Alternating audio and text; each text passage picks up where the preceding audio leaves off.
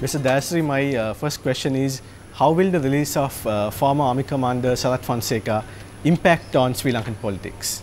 As a presidential candidate, undoubtedly he is a personality in politics, and his release means you would have a third force entering the arena, because on one hand the UNP and the JVP have not shown a particular inclination to pick him, and I don't think Fonseka himself would want to associate with those political parties unless they are prepared to give him leadership.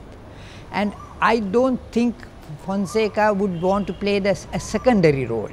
So in that sense, he is going more as an individualistic, relying on his own personality and his fame as one of the greatest military leaders in the world presently.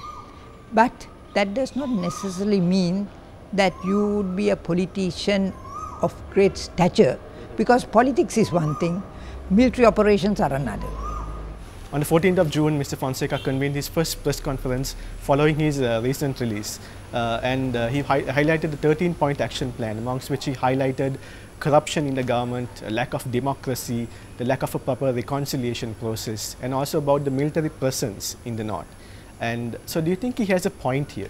Well, what he said is what we hear always from the opposition.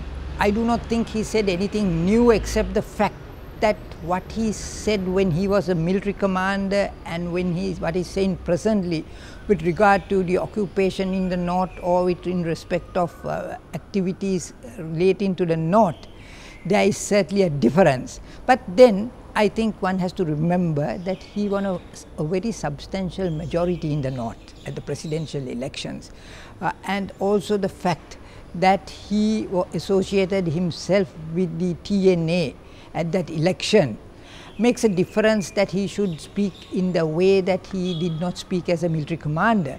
But as a politician, I do not think he gave anything new, a fresh message to what the politicians of the opposition are presently saying.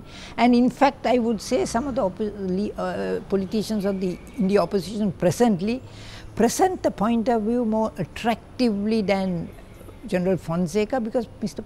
Fonseka is still a novice to politics. So I think he is still in the learning process. You did say that Mr. Fonseka is a novice in politics. Nevertheless, do you think that he will pose a challenge to the present government?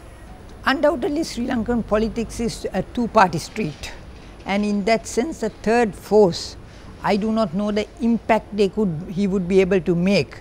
If he is to come to a prime position, undoubtedly he has to align himself with the opposition. And when you say of the opposition, it is the United National Party that is relevant, and I would say the prime sector of the United National Party, because United National Party itself is divided, but as a party it has always had its bulk vote, and if he can give leadership to that, then he would be considered undoubtedly as an emerging threat to the government.